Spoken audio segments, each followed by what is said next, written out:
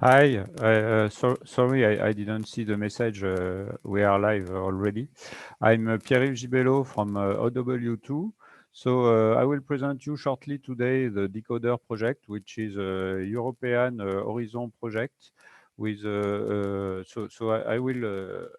We at OW2, we are an organization that promotes open source technologies and that hosts projects. We are some kind of a little European Apache or Eclipse. And so it's an open source project as well. And I will tell you more right now. I just share my screen with you.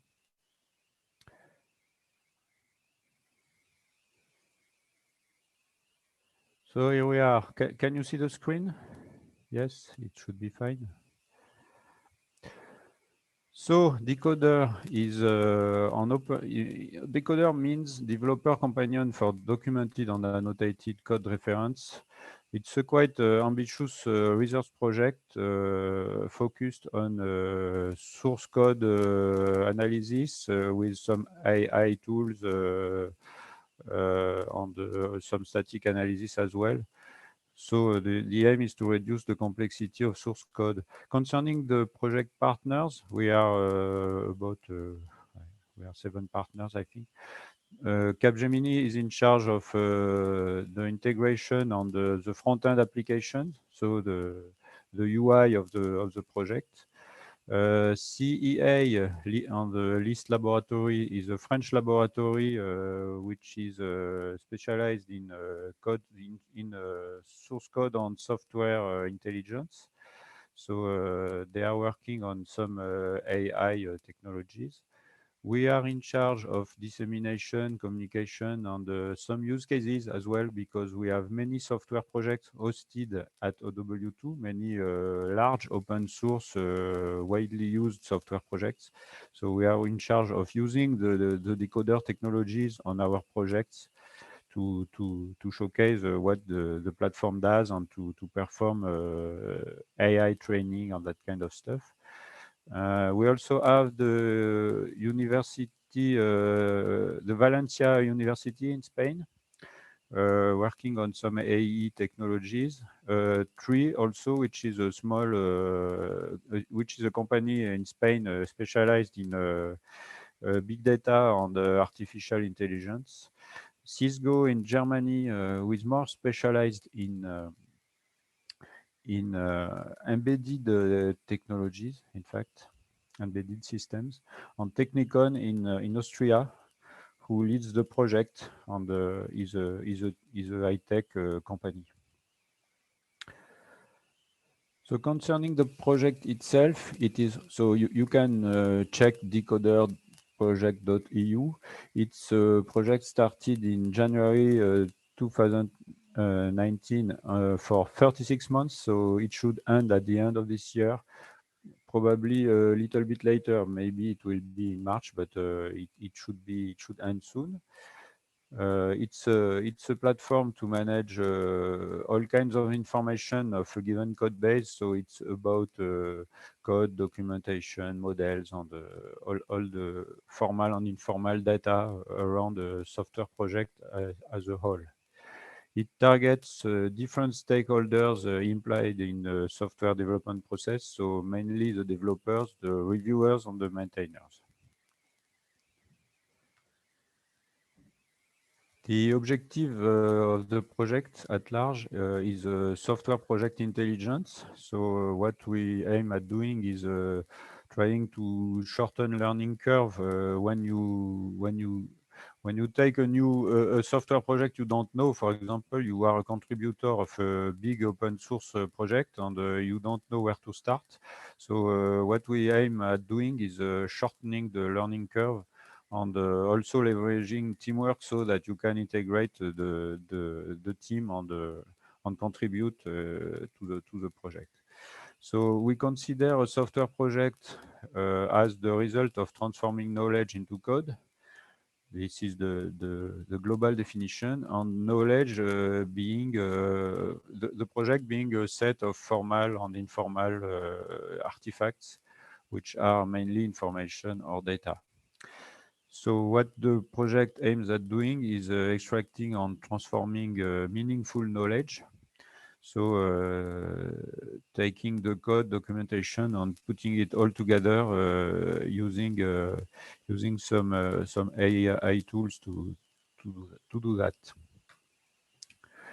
Globally, the project is organized around a central database, which is called the persistent knowledge, the PKM, the Persistent Knowledge Manager. The PKM is, in fact, is backed by a MongoDB database, and it provides a lot of open APIs because we use OpenAPI as an integration technology for the global project.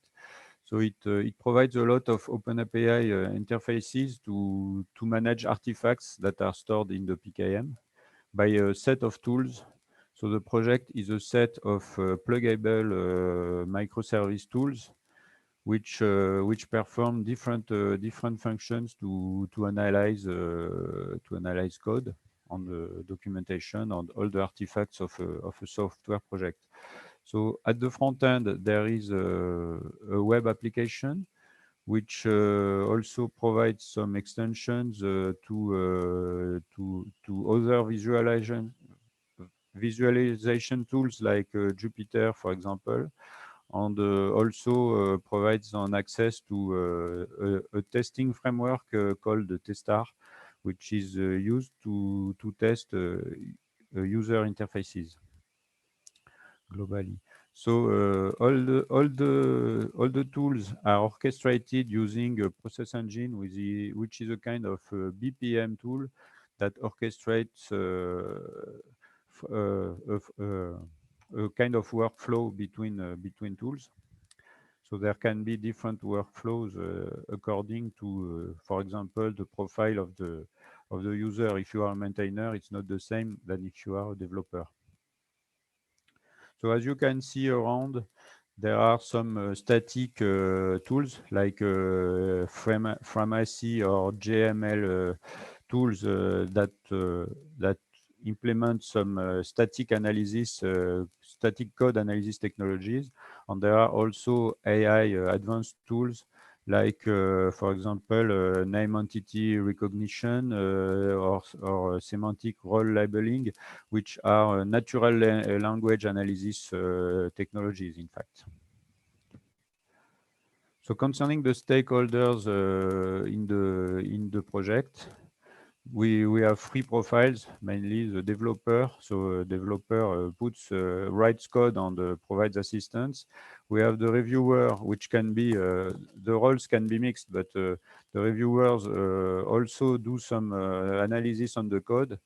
And we have maintainers who have to maintain the software project as a whole. Concerning the front end, it's a web GUI. So a web GUI where we can select artifacts and run tools on them to extract some information. And we also have some extensions to give some other kind of insight on the data. The PKM itself maintains a consistency, a global consistency system, that we call a traceability matrix. So which ensures consistency between linked artifacts and consistency of dependencies when we do something on the project or on the code by running some tools.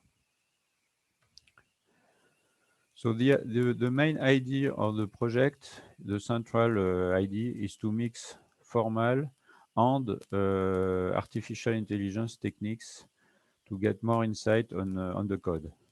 So formal is about parsing, abstract syntax, tree generation, and some formal specification validation tools like JML or Framacy or ACSL, for example. Okay, so these are already well-tested technologies and well-known. We also have some AI tools. So this is more research, the research part of the project, In fact, the idea is to consider the code and or the documentation as some natural language. So that's somewhat new in the software development area. And then to apply some artificial intelligence machine learning techniques, including the semantic role labeling and the name entity recognition. The project also use a kind of pivot format, which we called an abstract semi-formal model, which is used inside the PKM to store information about the artifacts. And also what we promote is, like in many AI projects, a kind of iterative approach, which means that we can refine analysis results by hand. I mean, people can refine analysis results, add some data, and then run the tools again. Of course, the project Bootstrap was about training artificial intelligence tools on neural networks with data extracted statically from the code. So either manually for some use cases, or statically with, for example, with parsing, with specific parsing tools to extract comments, annotation, and a lot of static information from the code.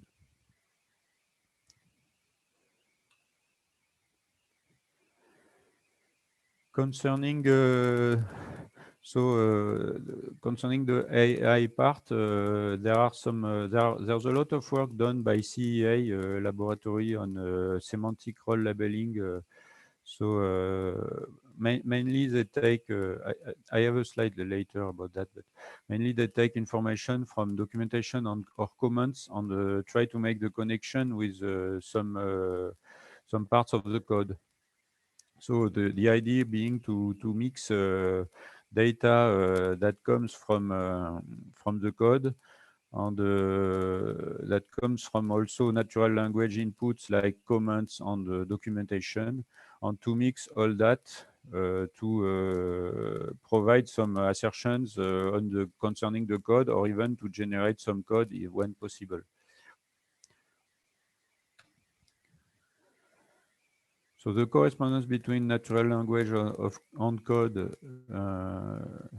I already say that, but the idea is to recognize named entities, notably to extract some predicates from the code, from the concept we can find in the code. So it uses some advanced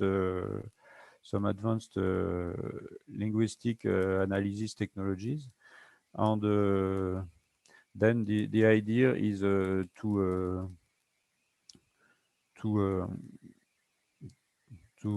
to parse to provide a semantic parsing of what has been extracted from the code. It's not my part, so I'm not fully clear on that. But if you need some more accurate insight concerning that, you have to contact people at CEA mainly, because they are doing that. So a basic example of that kind of technology is a tool inserted in the tool set, which is called code summarization, and that has some functionalities, like, for example, this one, which is easy to understand. It is a variable misuse detection. So this one here, the example is very basic, but we can see a human user could easily discover with some attention on the code that the code is wrong, because the set username method tries to set a password, in fact. So it's probably a copy paste, a wrong copy paste. So the tool is able to detect that kind of stuff, not just because it is checking setters or doing that statically, but because the concept of password is different than what should be affected by the method. So it's more about language processing, in fact.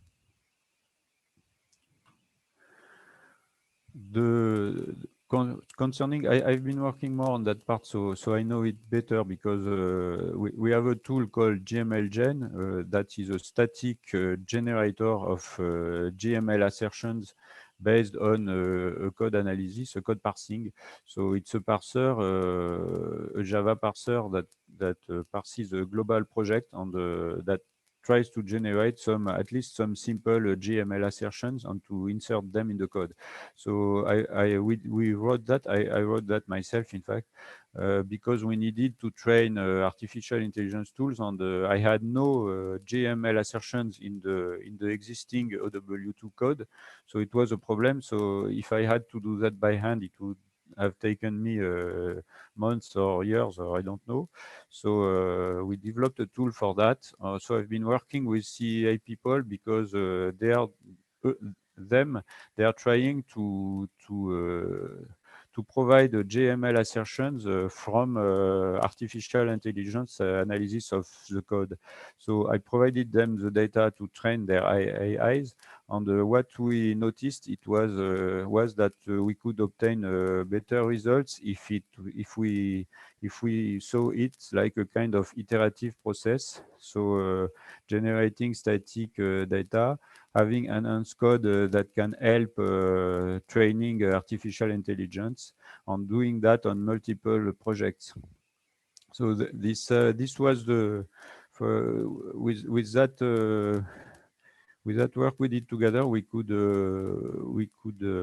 write a scientific paper that was accepted as a ACM in the ACM.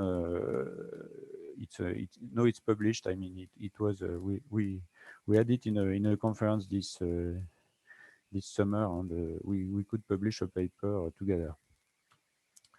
So this was an example out of this paper of formal specification extraction from some Java code. So the example is a method in a project in an OW2 project. And the semantic role labeling took the comment above the code and could extract a kind of predicate from that, okay, a kind of semantic predicate. And this could be translated into something that looks like a JML predicate, and then with some information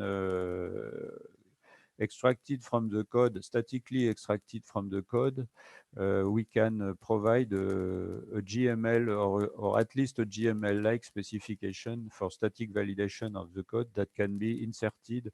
So maybe at the beginning it requires a little bit of human action to fix the potential issues, but we can try to run GML validation tools and see what happens. But we are very close to having some complex static analysis assertions that can be inserted in the resulting code. So they are much more complex than the ones I could generate statically, of course. I can't discover that by statically parsing some Java code. So it's a more advanced tool, in fact. Concerning tools provided by the project, as it's a set of microservices, it's possible to test some of them independently. So that's what we do more on our projects now. By leveraging a European platform from another project, in fact, which is called Reach Out. So this can be interesting even if you have some particular project. Any kind of software project can be a good candidate for the Reach Out platform, because it's a platform dedicated for beta testing of software. So you can, if you can provide a scenario of beta testing which is not too difficult, maybe a developer can take it and run the test within maybe 1 or 2 hours maximum. You can put it on the platform, and then beta testers can run the scenario, answer a questionnaire, And also we have the project has some budget for some small grants. For example, people can obtain 50 euros because they have been beta testing something. So it's a good way of having some testers on your technologies. So we use it, of course, on our own projects, and that's what we do for some tools out of Decoder regularly. So currently we have two tools online for beta testing, and we plan to have a more global decoder framework, decoder platform testing coming soon on the platform, because we are close to the end of the project. So we aim at providing a more global scenario using Decoder. We already did some testing with students in Spain, and we hope to provide that to the global community very soon on Reach Out. So you can check reachoutproject.eu for that, and even try yourself some of our beta testings on Decoder or other ones if you like. So I come now to the end of this presentation. So thank you very much for your attention.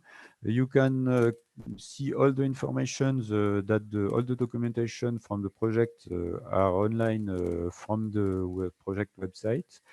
All the contacts also, and particularly if you have some questions concerning the AI technologies, I suggest that you contact the people from CEA list, because they are very prominent on those technologies in the project, and they have much more insight than me. I'm more working on some static data and information, so I'm not an AI professional. And we also have some LinkedIn and Twitter on social network publications regularly concerning the project. So thank you very much, and thanks also to the European Union who provides some who funds the most of the project. Thank you. So I stop sharing. I come back. If you have any question, you can put them either on the chat or in the global platform of the conference as well, and I will try to answer the best I can. Thank you very much.